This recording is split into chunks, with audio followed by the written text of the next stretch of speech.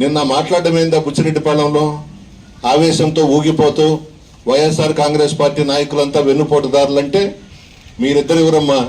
మీ భార్యాభర్తలు వెన్నుపోటు పడవలేదా?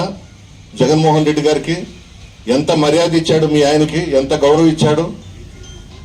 మీరు చేసిందేంది? ఎక్కడ వైఎస్ఆర్ కాంగ్రెస్ పార్టీ నాయకులు వెన్నుపోటు పడుస్తున్నారు?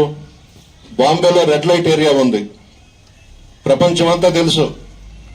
ఆ రెడ్ లైట్ ఏరియాలో కొంటున్నట్టుగా ఈ నియోజకవర్గంలో వైఎస్ఆర్ కాంగ్రెస్ పార్టీ నాయకుల్ని కొంటున్నారు మీరు డబ్బులు పెట్టి.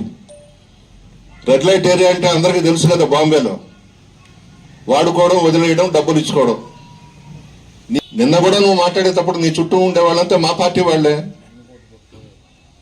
వెన్నుపోటు పొడిచి నీ దగ్గరకు వచ్చారు.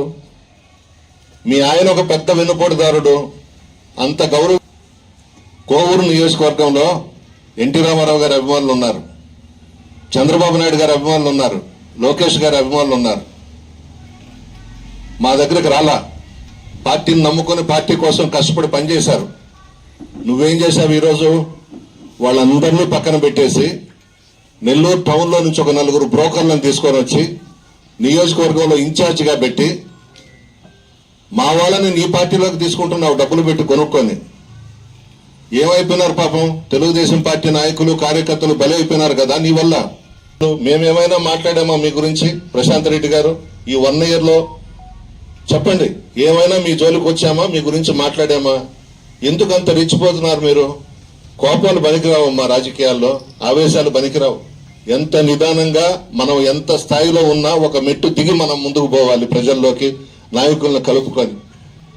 ఇక్కడ నుంచి ఎవరో ఫోన్ చేసి చెప్పినారు, కోవూరులో బ్రహ్మరథం పడుతున్నారు వెన్నుపోటు దినానికి, క్రిక్కిరిసిపోయి ఉన్నారు ప్రజలు అనే తలకి నీకు కోపం వచ్చేసింది.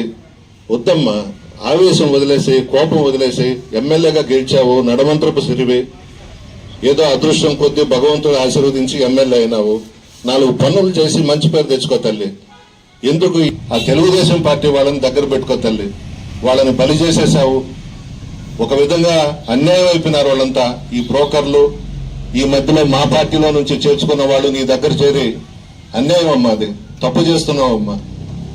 అసలైన తెలుగుదేశం పార్టీ నాయకులు, కార్యకర్తలు ఈరోజు ఇళ్లలో నుంచి బయటకు రావడంలా, మాట్లాడలేకపోతున్నారు, చెప్పుకోలేకపోతున్నారు. పాపం వాళ్ళ బాధ, ఆవేదన అంతా ఇంత కాదు. ఇన్ని లోపాలు మీరు పెట్టుకొని మేమేదో ప్రతిపక్షంలో ఉండి ఒక కార్యక్రమం పెట్టుకొని విజయవంతం చేసుకుంటే కోవూరులో మీ కడుపు పంట ఏంది? ఎందుకు మాట్లాడావు నిన్న బుచ్చిరెడ్డిపాలెంలో ఆ మాటలు? ఈ ఆవేశాలు, ఈ కోపాలు ఇవన్నీ పనికిరావు రాజకీయాల్లో. ఒకవేళ రాజకీయం నేర్చుకోవాలనంటే రాజకీయాల్లో బాగా అనుభవం ఉన్న వాళ్ళని పెట్టుకొని ట్యూషన్ చెప్పించుకోమ్మా, అప్పుడైనా కొంత అవగాహన వస్తుంది మీకు.